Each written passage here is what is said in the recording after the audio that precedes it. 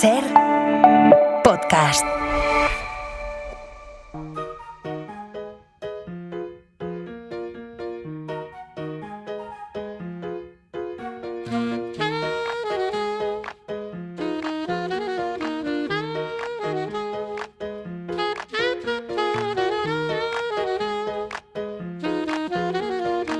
Coordenada 25, con Aimar Bretos.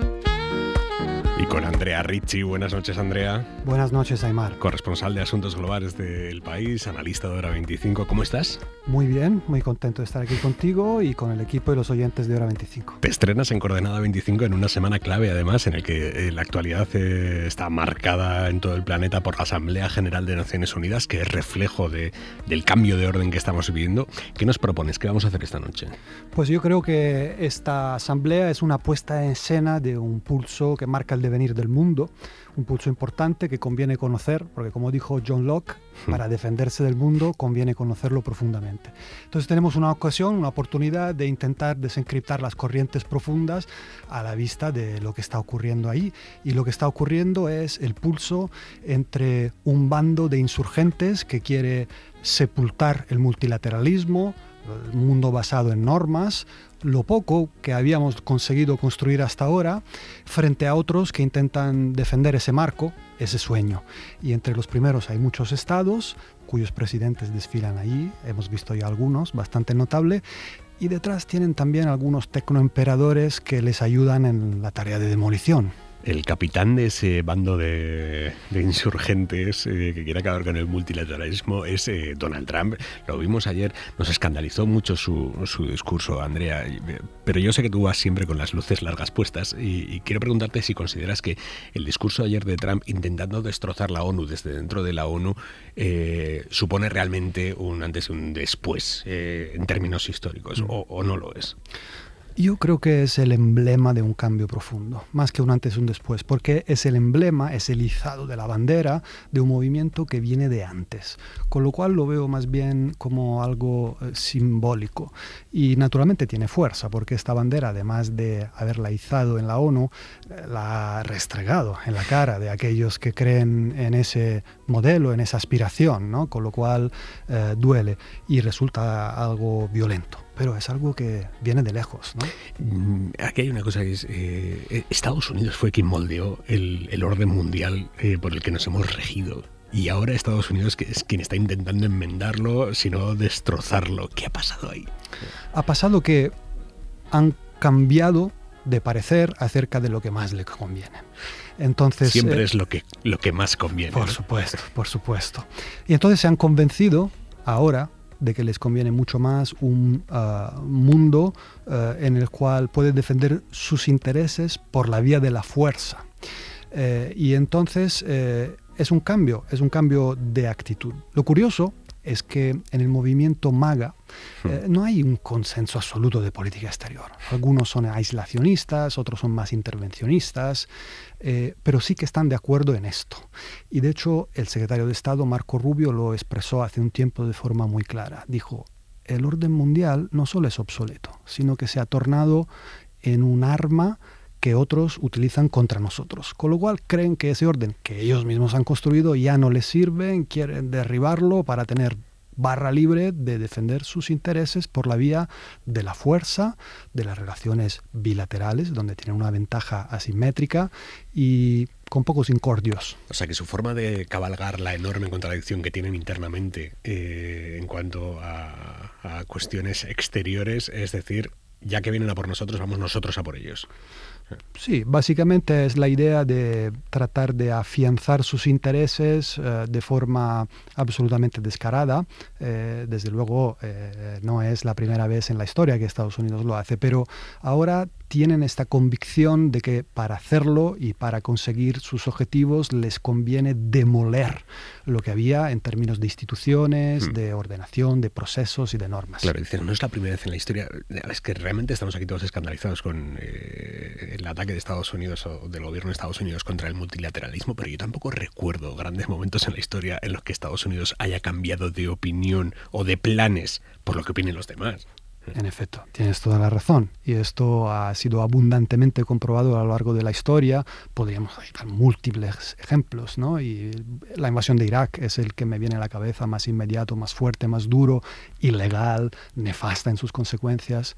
Y hay muchos más ejemplos. Pero sí que hay una circunstancia diferente. Es que Estados Unidos no dudó nunca en cometer abusos cuando creía que era necesario para afianzar sus intereses. Pero en los marcos anteriores, administraciones, esto es lo interesante, demócratas y republicanas han coincidido en que la construcción de un orden multilateral con ciertas instituciones y ciertas normas convenía a sus intereses y lo han perseguido. Entonces no han sido del todo coherentes con ese objetivo, pero esto no debería llevarnos a olvidar que sí han sido una fuerza motriz para que la ONU creciera, para fundar otras instituciones como la OMC, especialmente después del final de la Guerra Fría. Este sueño multilateral creció y Estados Unidos alimentó algunas partes de esto, con lo cual, sin coherencia y con muchísimos abusos y fallos, pero contribuyó a que esto avanzara. Ahora está en el lado de la demolición. En la destrucción. ¿Y eso en qué va a cristalizar? Esto cristaliza sobre todo en el sufrimiento de los desfavorecidos del mundo. Esto es, creo, fundamental entenderlo, porque esto llega a las personas. ¿Y por qué lo digo? Bueno, de entrada porque si pensamos en la retirada de fondos de la financiación de Estados Unidos a la ONU, esto afecta a la capacidad de funcionamiento de múltiples agencias. No voy a ser yo el que sostiene que funciona de forma perfecta, pero sí sostengo que en el tiempo han contribuido a paliar ciertas injusticias y ciertos sufrimientos por parte de los más desfavorecidos. Y si multiplicamos esto por todo el espectro de demolición que está llevando a cabo Trump, la retirada de la lucha contra el cambio climático y de esos mecanismos de cooperación, que por cierto también se iniciaron después del final de la Guerra Fría, ¿no? Es un daño que a quién golpea. Golpea de forma simétrica, a los más frágiles sobre todo, o retirarse de la OMS, ¿no? Perder la cooperación de la mayor potencia económica mundial en un marco como el de la lucha contra las enfermedades. Esto dañará sobre todo a los desfavorecidos, y esto es lo que me preocupa en grado sumo. Nos explicabas que las decisiones que está tomando Trump están basadas básicamente en un criterio que es qué cree él que conviene a Estados Unidos, qué orden mundial cree él que conviene a Estados Unidos. Yo te pregunto, ¿qué orden mundial conviene a los intereses de nosotros los europeos? A nosotros nos conviene un orden precisamente multilateral y basado en las normas, en relaciones regidas por procesos y normas, porque no disponemos de la fuerza bruta que otros tienen. Entonces, en esa división, digamos, del mundo algo gruesa, pero bastante fidedigna, yo creo que establecía al principio entre los demoledores y aquellos que tratan de conservar, ¿no?, el sueño, por lo menos, nosotros estamos en el otro lado, por razones de valores, pero también de intereses, porque nosotros no estamos equipados para un mundo de la ley de la jungla, y lo estamos viendo de forma muy clara cuando vemos ciertas claudicaciones, ¿no?, de la Unión Europea, que hay que entender que tienen que ver con esto. Si nosotros claudicamos en el comercio, es porque hay muchos en Europa que tienen miedo a tomar una actitud confrontacional con Trump porque sienten que no estamos preparados para andar solos en un mundo bastante salvaje, ¿no? Y entonces, con estas circunstancias, a los europeos lo que nos interesa es mantener un mundo de normas y de instituciones que, aunque imperfectas, conducen el devenir del mundo de forma un poco más ordenada, ¿no? Pero tenemos capacidad para mantenerlo, somos los violinistas del Titanic. Me temo que la descripción de los violinistas del Titanic es de momento bastante acertada. Estamos en una situación, digamos, inquietante, por lo menos. ¿Por qué? Porque disponemos de capacidades, tenemos una fortaleza económica y cultural, y sobre la base de estas podríamos desplegar un liderazgo que aglutine, digamos, otros países y otras fuerzas que piensan como nosotros. No obstante, la realidad es que pese a que tenemos un proyecto que nos permite actuar en común, que es la Unión Europea, todavía no ha cristalizado la voluntad política para dar los pasos de integración ulterior que adapten nuestro proyecto a este nuevo mundo salvaje. ¿Quiénes deberían ser nuestros socios fuera de nuestras fronteras europeas con los que construir una alternativa a este mundo salvaje? Sí. Es una pregunta con mucha profundidad, porque creo que tiene distintos niveles de respuesta. La respuesta inmediata sería decir los países democráticos que creen realmente en los valores de la democracia y de los derechos humanos. Y esto es un primer nivel de respuesta. Pero yo creo que también es posible buscar puntos de cooperación con países que tal vez no compartan del todo nuestros valores, pero con los cuales sí podemos defender ciertos principios del orden internacional, respecto a la integridad territorial, a la soberanía, o ciertos objetivos que para nosotros son fundamentales, como la lucha contra el cambio climático, la justicia social o la igualdad en la posición de las mujeres en la sociedad. Se pueden conseguir alianzas. Por lo tanto, ¿En qué países estás pensando? Bueno, por ejemplo, ejemplos para que yo me ubique. Sí. Pues, por ejemplo, China es un país autoritario que pisotea los derechos humanos y que creo que por muchas razones conviene que observemos con enorme cautela. No obstante, yo creo que es sensato intentar cooperar con China, por ejemplo, para avanzar en la lucha contra el cambio climático. De hecho, hoy mismo están anunciando algunas medidas en ese sentido.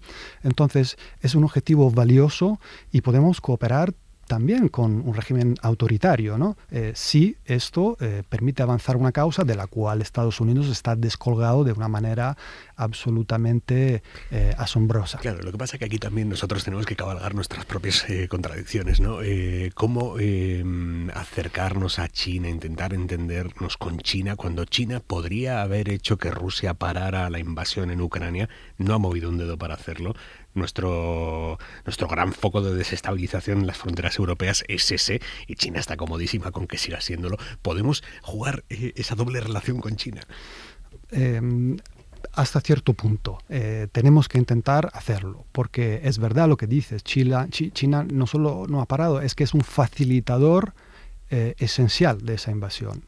Sin el apoyo comercial, sin la entrega de ciertos productos de uso dual, sin la compra de recursos energéticos a Rusia, que ha proveído de fondos al Kremlin para seguir, esa invasión no nos habría seguido, ¿no? Y eso lo tenemos que tener desde luego en la cabeza, así como otras cosas, porque China se presenta como una fuerza estabilizadora en el mundo y tiene un interés para ello en ciertos ámbitos, el económico, pero en el político es una fuerza que evidentemente tiene un recelo enorme hacia la democracia y los derechos humanos. Pero eso no debería conducirnos, a mi juicio, a conclusiones radicales por las cuales directamente cortar relaciones, renunciar a marcos de cooperación, ¿no? Y entonces creo que hay que buscar las áreas en las cuales es posible, a través de un diálogo con Pekín, avanzar objetivos que son valiosos. Pero, y eso es fundamental, sin la ingenuidad de olvidar lo que es China, cuáles son sus objetivos actuales, cuáles pueden ser los futuros cuando, con toda probabilidad, adquiera una fortaleza absolutamente abrumadora y quizás hasta hegemónica. Y este olvido no debería estar presente en la ecuación nunca. Pero ¿cuáles son esos planes a largo plazo? O sea, ¿China qué planes tiene? El plan de China es volver a ser la potencia del medio, como es el calificativo que ellos se daban a sí mismos en un tiempo en el que el imperio chino fue una potencia auténticamente central del medio, ¿no? Ese es su objetivo y eso es lo que subyace a la definición del rejuvenecimiento de la nación china, del cual habla Xi Jinping. Entonces su objetivo es seguir acumulando fuerza, como lo viene haciendo desde hace 4 décadas por lo menos, y garantizar una estabilidad del mundo que le permita avanzar en esto. Y una vez alcanzada una situación de fortaleza asombrosa o tal vez hegemónica en el mundo, pues bueno, proceder a culminar los objetivos declarados que ya conocemos, la reunificación de Taiwán, por ejemplo, y otros que tal vez no sean declarados, ¿no? Como, bueno, pues me puedo imaginar fácilmente una voluntad de configurar estándares tecnológicos mundiales sobre la base de lo que es su progreso y obligarnos a los demás a estar avasallados a sus estándares, ¿no? Y luego está el sur global. ¿Qué papel juega? Bueno, antes de ¿qué es el sur global? Porque claro, el perímetro del sur global es muy difícil de definir, porque dentro del sur global está Brasil y está la India, que su idiosincrasia y sus intereses se parecen como el de un huevo en una castaña. O sea, ¿qué es el sur global? Bueno, lo de qué es el sur global es lo equivalente en geopolítica a un dilema teológico profundísimo, ¿no? Entonces, la definición es compleja y hay algunos que directamente concluyen que no existe esto, ¿no? Pero, bueno, yo creo que hasta cierto punto es posible trazar una suerte de denominador común. Son países que reclaman una reordenación de los equilibrios del mundo, sustancialmente que Occidente retroceda en una posición de privilegio que ya no se corresponde a la realidad actual, que Occidente además pague el precio de ciertos abusos por la vía, por ejemplo, de la contaminación, ¿no? Que en gran medida hemos causado nosotros occidentales, aunque ahora mismo China es el mayor contribuyente en este triste plato, ¿no? Y entonces hay reivindicaciones de reconfiguración de poder, de pues eso, indemnizaciones, de afirmación cultural que unen a algunos de esos países. Pero como bien tú dices, la heterogeneidad es de tal calibre que esto no llega a ser una agrupación geopolíticamente realmente eficaz, porque son tan distintos entre ellos que al margen de estos denominadores les cuesta construir un proyecto político común y presionar de forma común. Pero tienen unos intereses, tienen unos objetivos que los acabas de definir perfectamente y que posiblemente dentro de su heterogeneidad ese es su denominador común. Yo te pregunto, ¿nuestros intereses son compatibles con los intereses del sur global? Desde luego en algunos puntos hay una fricción y esto sería ingenuo no reconocerlo, pero en muchos otros podemos encontrar puntos de convergencia y debemos hacerlo, desde luego, ¿no? Y sobre todo yo creo que debemos entender que tenemos un interés común en ese orden multilateral, ¿no? Esto es un sueño que viene de lejos.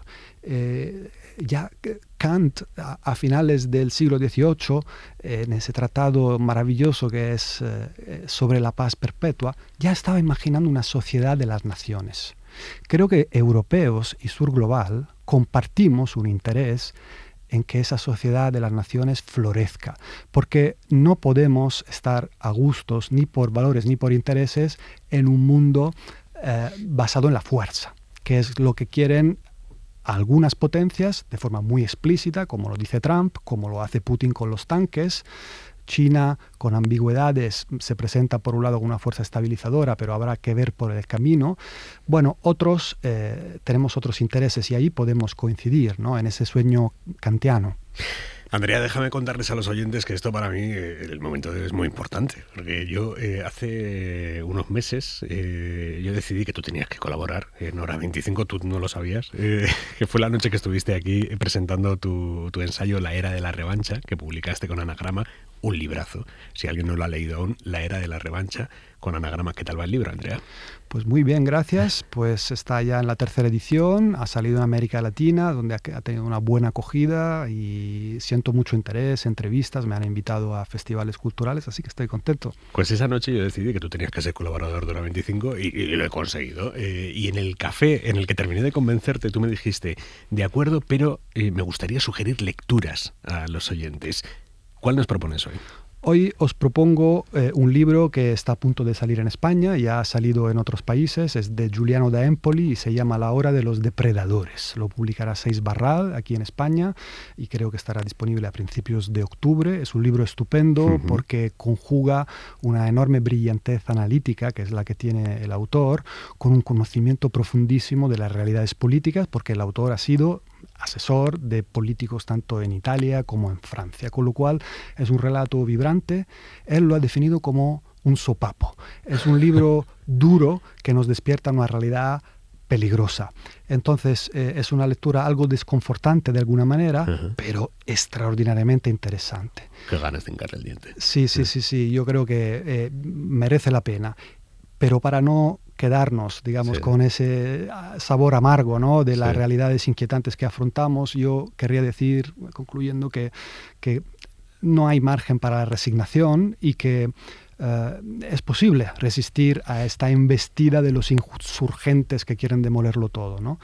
Y como he citado Kant, voy a concluir con él. Por favor. ¿No? Él escribió una vez, dice, 2 cosas me llaman la atención con siempre acrecentado asombro, por mucho que las estudios, y es el firmamento estrellado sobre mí y la ley moral dentro de mí.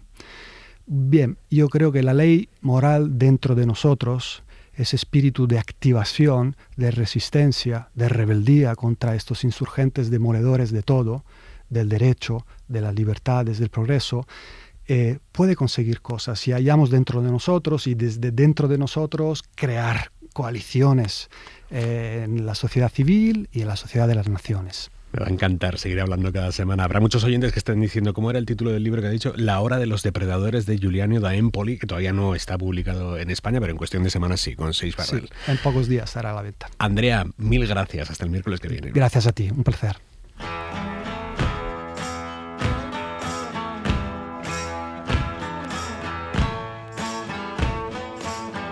El banquillo. En Hora 25. Con Aimar Bretos.